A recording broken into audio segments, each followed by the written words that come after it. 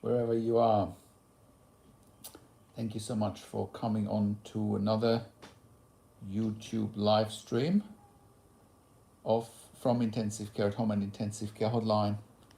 And I want to welcome you, and we'll just wait a minute until the people have arrived before we dive into today's session, which is my dad's been in ICU for 4 months or 120 days, ventilated with tracheostomy.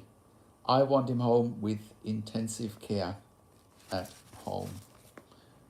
And today I want to illustrate of what keeps this gentleman in ICU to this point, which is mainly a mindset. It's not based on reality. It's mainly based on a mindset, but I will break all of that down today in terms of mindset shift, practical steps to take to get this gentleman home, from ICU after nearly 4 months. But I will break all of that down. I will talk about the gentleman's medical history and the steps that need to be taken to enable this gentleman and this family to have quality of life at home rather than being stuck in intensive care unnecessarily taking up an ICU bed that costs nowadays $6,000 per bed a day, is the most highly sought after bed in a hospital, where you also have the highly sought after staff needed in a hospital, right? ICU doctors, ICU nurses, very rare staff to find these days. Very hard to train these staff, very hard to get the experience because it's a very tough environment. You got to keep those beds empty at all costs and take patients home instead and make it a win-win situation for everyone. So I will break all of that down. We'll just give it another minute for the people to arrive. It's 10:30 here in Melbourne, Australia on a Sunday morning. It is just after 6:30 Eastern Standard Time on a Saturday on the East Coast in the US. And it's just after 3:30 p.m. Pacific time on the West Coast of the United States, because I know we'll have viewers here from all over the world. And it's just after 11:30 p.m. on a Saturday night in the UK. So, without further ado, let's get started. So, again, today's headline or today's title is My Dad's Been in ICU for 4 months or 120 days, ventilated with a tracheostomy after many complications. I want him home with intensive care at home. And this is, again, I'm only talking about real things here. I never make up things. That this comes from my personal experience and experience with, hundreds or even thousands of families in intensive care that I worked with in over 2 decades. So that brings me to, what makes me qualified talking about today's topic. So I'm an intensive care nurse by background. I have worked in intensive care for over 20 years in 3 different countries. Out of those over 20 years in ICU, I have worked for over 5 years as a nurse unit manager in intensive care. As a matter of fact, I have managed 2 separate ICUs, and I have consulted and advocated for families in intensive care since 2013 as part of my intensivecarehotline.com. And I'm talking to families in intensive care all over the world every day.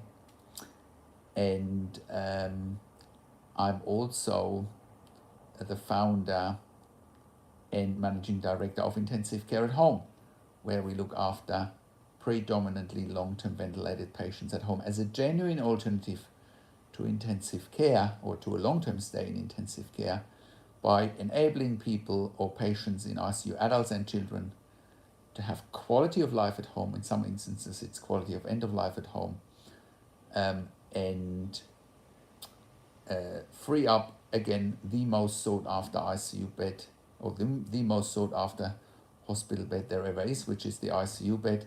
It's also the most expensive bed in a hospital, again, We're talking about $6,000 per bed day. That's US dollars or Australian dollars. You can calculate what's that in British pound. I don't know, probably something like 4,500 British pound per bed day. And by taking people home from intensive care and provide intensive care at home, you're slashing the cost of the ICU bed by 50%, and you're freeing up the ICU bed, which is again the most sought after and in demand bed in a hospital. It's a win-win situation all around. Okay, so let's quickly talk about some housekeeping issues before we dive right into it. If you have any questions that are on today's topic, please type them into the chat pad. If you have questions that are not related to today's topic but still intensive care or intensive care at home related, please type them into the chat pad and I will get to them at the end of today's topic. I will also give you the option to dial into the show live and ask your questions live on the show. I will do that after we've gone through today's topic. So a few weeks ago, I was talking to an intensivecare.hotline.com client who has their 63-year-old dad in ICU for 120 days. Initially, he had cardiac surgery, open heart surgery, bypass grafts times 5 in June this year, 2022, which was followed by complications. Initially, he was unable to be weaned off the ventilator. He had a few failed extubations. He had multiple arrhythmias, cardiac arrhythmias following the surgery. He had a few cardiac arrests that were managed well, that helped him to survive. But obviously a combination of cardiac arrhythmias and cardiac arrest post-cardiac surgery is not a good combination to start with. And then he had a couple of failed extubations. He aspirated and then ended up with a tracheostomy. And even then he got decannulated at some point. He was weaned off the ventilator, but then again aspirated again. Tracheostomy was put back in again, and ended up back on the ventilator with the tracheostomy. So now we are here, roughly 120 days later, still hasn't left ICU. This gentleman is only 63 years of age. He has lost a lot of weight in the ICU. Now the intensive care team is telling the family he has lung fibrosis. He has been diabetic for the last 15 to 20 years. He's immunosuppressed. And he's on oxycodone. He's on clonidine overnight to help him sleep. You know, his ejection fraction of the heart is around 40%. And he's now got apparently lung fibrosis, which makes it very hard for him to be weaned off the ventilator, even though he's currently on some pressure support trials during the day, but obviously his pressure support is very high because of the lung fibrosis, and that will make it very difficult for him to be weaned off the ventilator. He has had some speaking valve trials here and there, but the time he can stay off the ventilator is not long enough, and he has numerous setbacks with infections, and then he goes back on antibiotics. His white cell count is high. He's got a temperature. So, and that is one of the reasons why I should go home, because, ICU is just such a high infection risk, because there's just so many sick patients in ICU that the risk of doctors, nurses going to another patient and then transmitting an infection to another patient is just very high, and it's a reality. And now the ICU team wants to push for palliative care, because they're saying, well, this gentleman will never come off the ventilator, and that may well be accurate, but that should not stop from enabling the ICU to send the patient home with intensive care at home and let him have quality of life or quality of end of life at home. It's an absolute no-brainer, and this gentleman is begging for it. He keeps telling the family he wants to go home. His brain is intact. His brain is working. He can actually write. his wishes down, and the intensive care team so far is conveniently ignoring it. And they're even telling him that he won't have any quality of life. Well, we certainly know with intensive care at home that all of our clients report a very good quality of life at home instead of being in intensive care. I know that taxpayers are very happy by having intensive care at home as an option because it saves the taxpayer, it doesn't matter which country we're in, it saves the taxpayer 50% of the cost of an intensive care bed. It's a win-win situation all around. It helps the intensive care team to empty a bed and give patients choice and options rather than, withdrawing treatment prematurely and unnecessarily and inappropriately and not give patients the quality of life they want and they deserve. As a matter of fact, this particular ICU is conveniently, again, ignoring the patient's wishes, which he has clearly written down on a piece of paper. And they're trying to go behind his back and basically make him, quote unquote, make him NFR or DNR, and do not want to resuscitate him in case he has another cardiac arrest or heart attack. Again, patient clearly wants to live even if it's on a ventilator. He wants to go home. He's got 5 children, he's got grandchildren, he's got every reason to live, and he wants to exercise that right to live. And at his young age of 63, here in Australia, the NDIS will fund intensive care at home, with the right advocacy. Why is that? Because if someone can't come off a ventilator, well, they need 24 hours intensive home care nursing, according to the mechanical home ventilation guidelines, which I will link to after we publish this video here.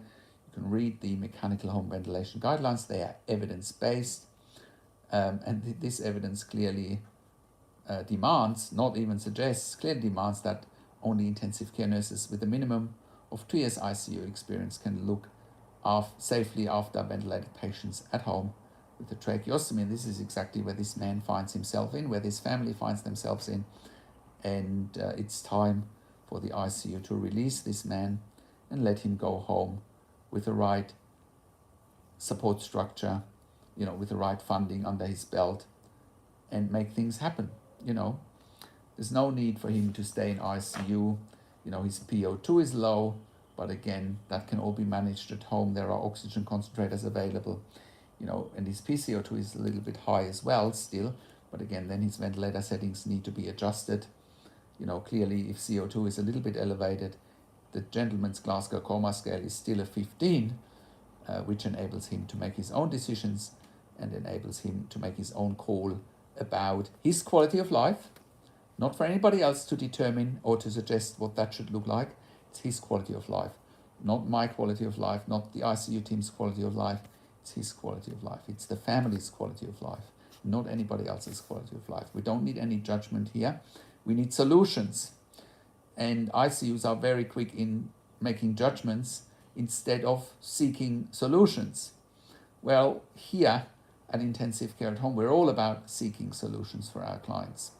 And that's why we can help this gentleman in going home. Everything else can be managed at home, whether it's clonidine at home, whether it's pain management at home, whether it's mobilization at home, whether it's steroid treatment that he's still having for the lung fibrosis.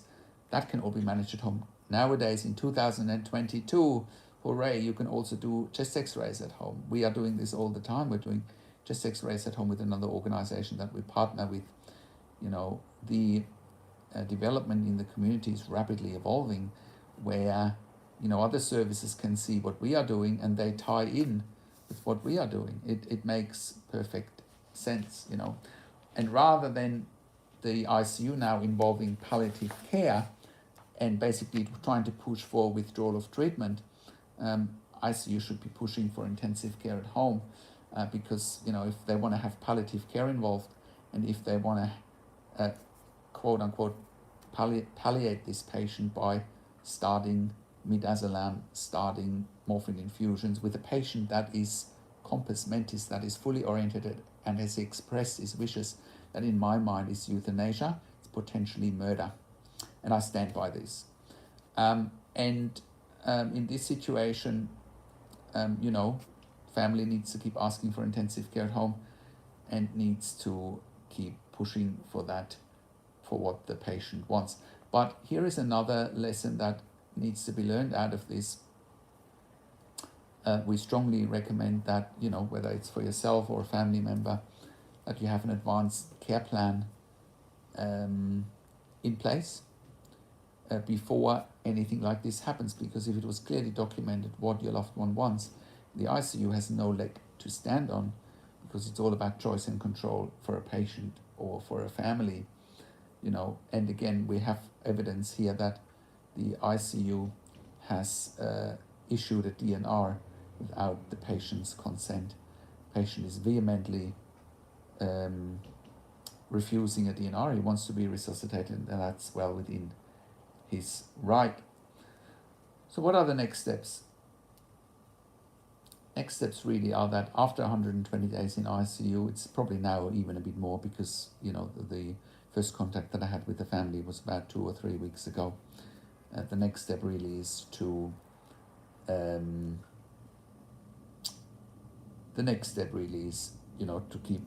go home and set it all up, get funding, get a team of intensive care nurses together that can look after this gentleman at home and improve his quality of life. We need to set up the equipment, we need to hire staff and set it all up. There is absolutely no reason why this gentleman can't go home. There's no clinical indication why he can't go home. There's only a mindset shift needed to make it happen. Right. For example, if still in this day and age, in 2022, many ICUs still think that the only avenue for patients in ICU is either go to a hospital ward or go to a hospital floor and survive ICU, or that they die. That is a very, very limited mindset. A very limited mindset. Well, there is another option, especially for long-term ventilated adults and children with tracheostomy.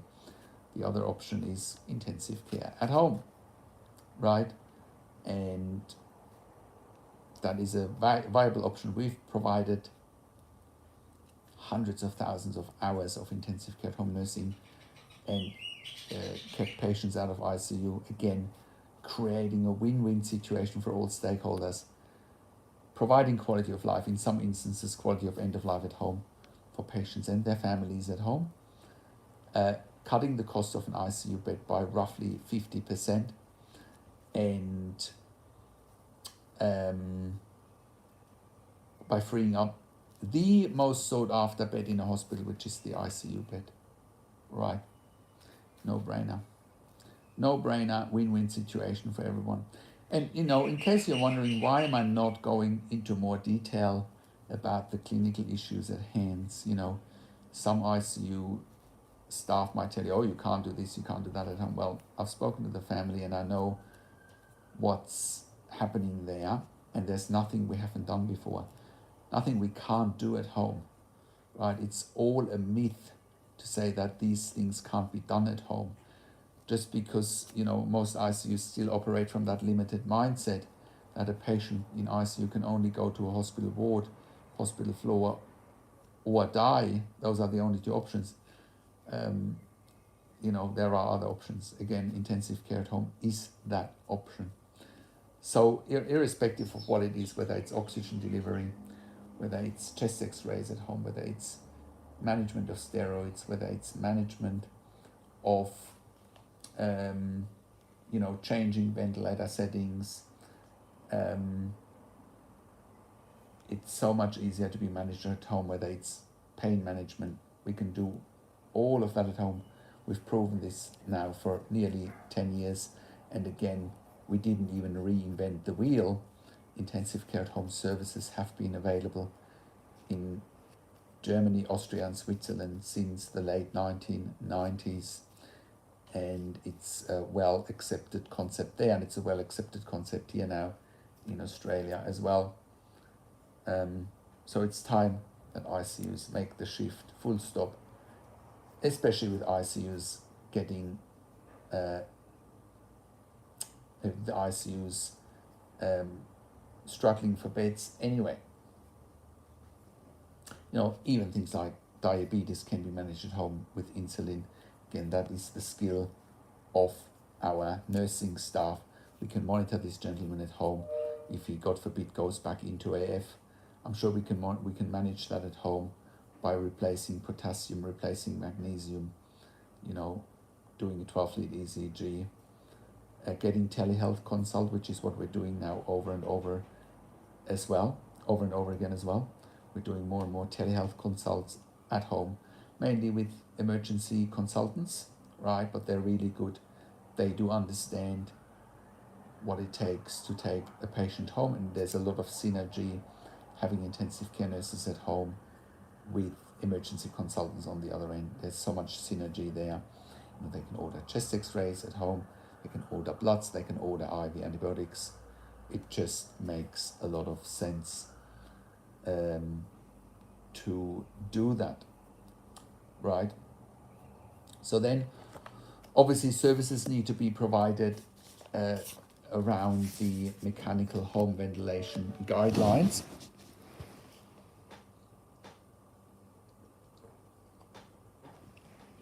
And with the mechanical home ventilation guidelines, you will see, now again I will post them underneath this video once the video is live. And you can also find the mechanical home ventilation guidelines on our website at intensivecareathome.com. When you look at the mechanical home ventilation guidelines, you will see that in order to enable and provide intensive care at home, all staff need to have a minimum of 2 years ICU experience. Here at Intensive Care at Home, we employ hundreds of years of ICU nursing experience, pediatric and adult intensive care nursing experience that we bring into the community. I do understand that we are the only organization, probably worldwide, that has that much intellectual property in an organization that goes out into the community and enables patients to live at home instead of intensive care. That's amazing. That is really amazing. So, where to from here?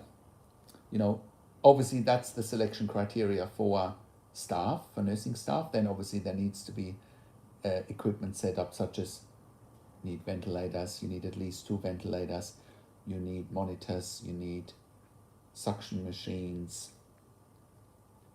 you need emergency equipment such as a back valve mask or a resuscitator, you need spare tracheostomy tubes, you need a tracheostomy dilator, you need a speaking valve, you need oxygen. That can come in form of oxygen cylinders or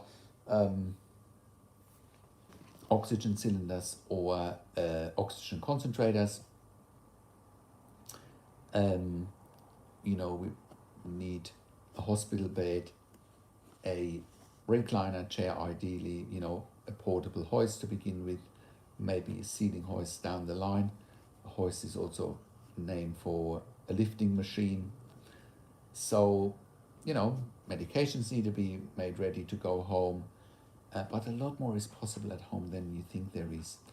And the house doesn't necessarily need to be remodeled.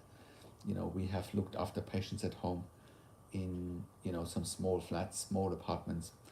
Again, what's needed here is a mindset shift rather than anything else. Mindset shift is critical. It's not so much the location or we can't do it, or that's all nonsense. It's a case of mindset shift. We can do it. We've done it for nearly 8 years, and I was doing this type of work over 20 years ago in Germany, and we were doing it there and then. So anyone who says that can't be done has not done their research, and we certainly have the workforce, knowledge, accreditation, and intellectual property to make it happen for pretty much any patient, long-term patient in ICU, adult or child, to go home. On that note, we're also, if someone is on non-invasive ventilation such as BiPAP or CPAP and stuck in ICU, we can look after BiPAP and CPAP ventilation at home as well. We're also looking after patients at home on TPN. TPN stands for Total Parenteral Nutrition, also known as IV or intravenous nutrition. So, that can all be done at home, and it doesn't have to be complicated. That's the other thing. People think it's complicated. It's not complicated. It just needs the experts to make it happen, and we are so specialized on this niche that we know what to do when it comes to taking patients home from intensive care and making a seamless transition to a home care environment. So I hope that helps, that no matter how long your loved one has been in intensive care with a tracheostomy, there's really nothing stopping us from taking your loved one home, especially if you are in Australia. We operate in all major metropolitan areas in Australia, and if you have a loved one in intensive care, if you're below the age of 65, you should get NDIS funding. If you're above the age of 65, you should get Department of Health funding, or you might come through an insurance scheme such as a motor vehicle accident, God forbid, scheme, like the TAC in Victoria, like iCare in New South Wales, or any other scheme in other states when it comes to motor vehicle accidents or work cover insurance, whatever the case may be. Other funding avenues are the DVA, the Department of Veteran Affairs, and you should also contact us if you need a specialist support coordinator for the NDIS application and for the NDIS funding. In any case, you need to contact us if you need help. We have been involved with the advocacy for all of our clients from day one, and it really helps because, again, most organizations have really no idea what they're talking about when it comes to intensive care at home and mechanical ventilation at home and tracheostomy. It has to be safe. And I can tell you now that if it's not safe, if it's not according to the mechanical home ventilation guidelines, and if people try to take shortcuts, it costs lives. So to illustrate that, we had clients at home that where we were funded for night shifts only, and those clients were either they were all having a tracheostomy. Some of them were ventilated, some of them were with the tracheostomy but not ventilated, and we were funded for the night shift only. During the daytime there was only family members or support workers, disability support workers, and all three clients passed away just as we predicted at the time during the daytime, because families or support workers could simply not manage a medical emergency. And the NDIS needs to take responsibility for that. We believe that it was gross negligence where the NDIS didn't fund, despite us warning the NDIS that this is what will most likely happen. They were laughing at us, and it cost 3 lives. One of them was a 5-year-old boy, one of them was a 17-year-old girl who was 4 weeks away from having the tracheostomy removed, and one of them was a 60-year-old lady with a tracheostomy. So we will not give up advocating for our clients. We will keep putting the facts on the table here in these videos so that the general public can be educated, and we'll go from there. So if you have any questions, please type them into the chat pad. You can also call in live on the show. You can call in, if you're in Australia, you can call in live on the show now on 041 094 2230. That is again for our Australian viewers, 041 094 2230. For our US audience or North American audience, Canada as well, you can dial in live on the show on 415-915-0090. That is again 415-915-0090. And if you're in the UK, you can dial in on 0118-324-3018. That is again UK 0118-324-3018. So if you have any questions, type them into the chat pad or just contact us through also intensivecareathome.com or through intensivecarehotline.com. You can contact us through those websites as well for any questions. yeah, again, if you have a loved one in intensive care, if you want to go home, or if you have questions around intensive care, contact us through intensivecareathome.com or intensivecarehotline.com. Call us on one of the numbers on the top of our website, or simply send us an email to support@intensivecarehotline.com or info@intensivecareathome.com. Also, have a look at our membership for families in intensive care at intensivecaresupport.org. There you have access to me and my team 24 hours a day in a membership area, or via email, and we answer questions there around intensive care and intensive care at home 24 hours a day. If you need a medical record review, please contact us as well. We can help you with a medical record review while your loved one is in ICU, or after ICU, especially if you suspect medical negligence. We often review medical records in real time, because they, in this day and age, they should be online in real time, and the hospital should just give you access to the medical records in real time through a URL and a username and a password.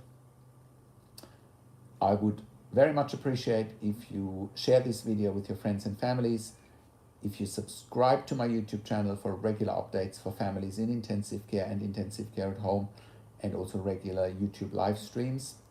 And I would also appreciate if you click the notification bell, and if you comment below what you want to see next, or what questions and insights you have from this video.